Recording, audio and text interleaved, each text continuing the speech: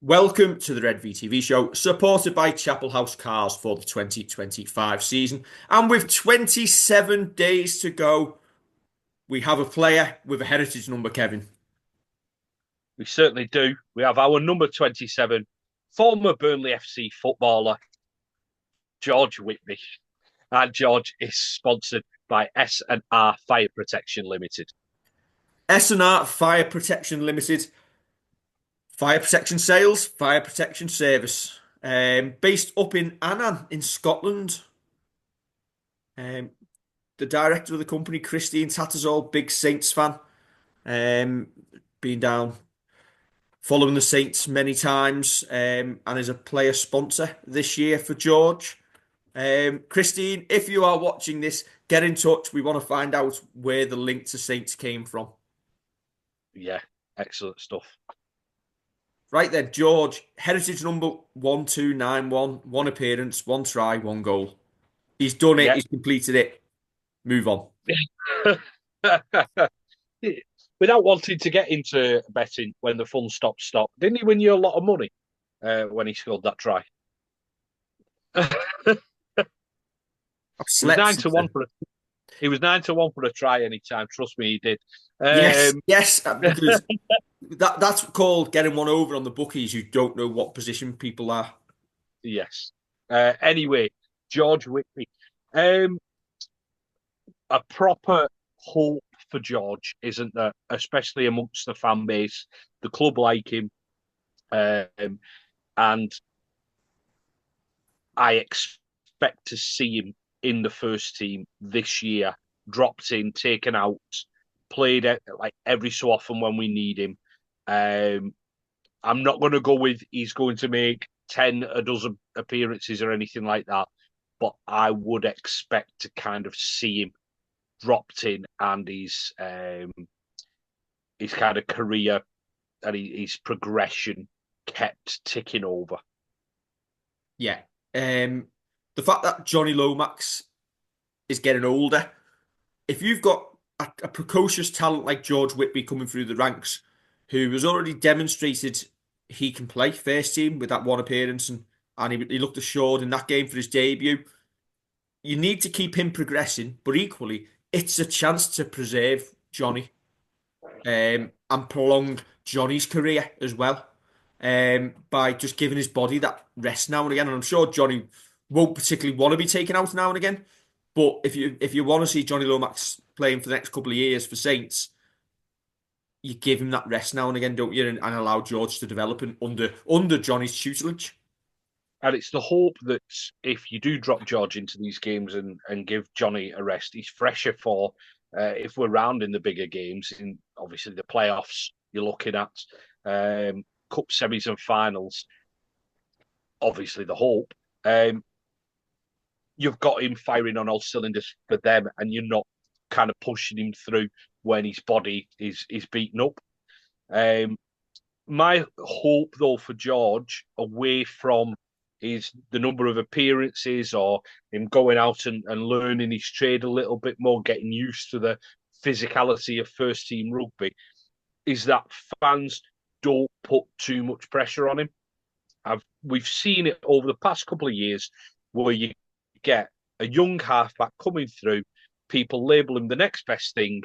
They come into the team, play the Saints way that we have done over the past couple of years, and I don't care if he goes. I'm obviously pointing at Lewis Dodd for that, and the treatment that he got. Some justified, a hell of a lot of it not. A hell of a lot of it just sounded like people had heard something and just ran with it.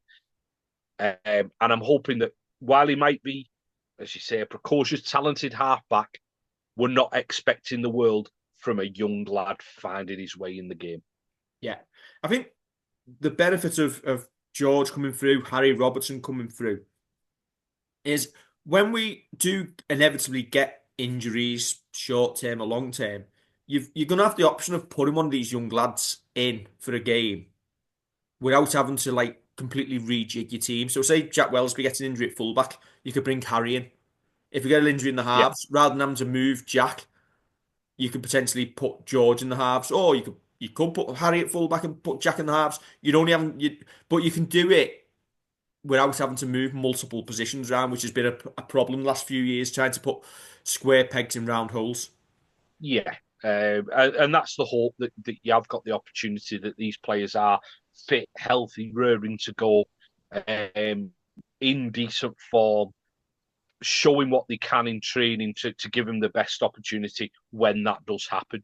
I think we say it time and time again. You don't want to see people who could do with a week off or 2 weeks off getting put through the ringer. You want to see people be able to be dropped in and be at the obviously these younger players aren't going to come in and be at the level of a Mark Percival, of a Jack Wellsby, Matty Lees, people like that. But they're going to have trained around them, so know what's expected of them. Um, and George is one of them exciting players that I see it this year. That I just see him having, I don't know, maybe another handful of them appearances against that name. It looks like he's got a kicking game as well from the bits that I've seen of him. And we spoke about Will Roberts. I've not seen too much of either of them, so I'm not going to profess to be an expert on him. But it looks like he's got the kicking game, George, and that's the hope. I think we've not really had someone who you think has got a dominant kicking game for the club for quite some time. We've had people who have done it, and it's kind of mixed between a couple. So I keep mentioning Lachlan Coote, who've kind of come in and added that dimension. But hopefully, we've got someone here who could play for us for the next 10, 12, 15 years and have that kicking game, that ability, that vision. But I'd like him to have his career slowly and at the right speed be mapped out rather than us forcing, oh, he's going to be the best, he's going to be the world's greatest, he's going to do this, that, and the other, and putting the pressure on him. Hopefully, we have got someone who can play for us long term, but let's just concentrate on getting the lad used to playing first team before we start making him captain, man of steel, and all stuff like that. Yeah, as a fan base, lessons need to have been learned from what happened with Dodd. Dodd was built up to be the greatest halfback who's ever played, and then he suffers an injury, comes back, loses his confidence a little bit. Fans get on his back, and then it's a cycle. And listen, I'm not blaming the fans for No, how it ended up, but it ended up toxic, and it shouldn't have ended up like that for what it was essentially a local lad trying to still find his way in the game. And it was the right decision in the end for Lewis to move on, and he's got a great opportunity down in the NRL. But I think if I was going to pass one message to George Whitby, it would be you're never going to be as great as you're getting made out to be. But when the knockers come, you need to ignore them as well. yeah, you're not as bad as the loudest noises on social media. Yeah. But listen, the lad's obviously got a brain on him. Completed his A levels last summer before getting brought into the squad by Paul Wellens. He's captained the age groups at Saints. He was the academy captain for England against France last season.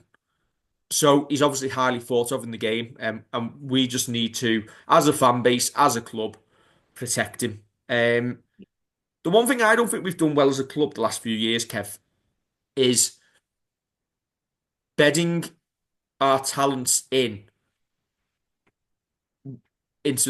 a first choice team, whether that's via hook or crook. Yeah, And we've talked about this before. We've always been seen to like bring in like George Delaney into the team because we had injuries, not because we had the chance just to give him game time. Noah Stevens last season gets games because we're decimated in the forwards. I want to see some of our young talent just getting dropped in for games here and there, surrounded by 15 first choice players.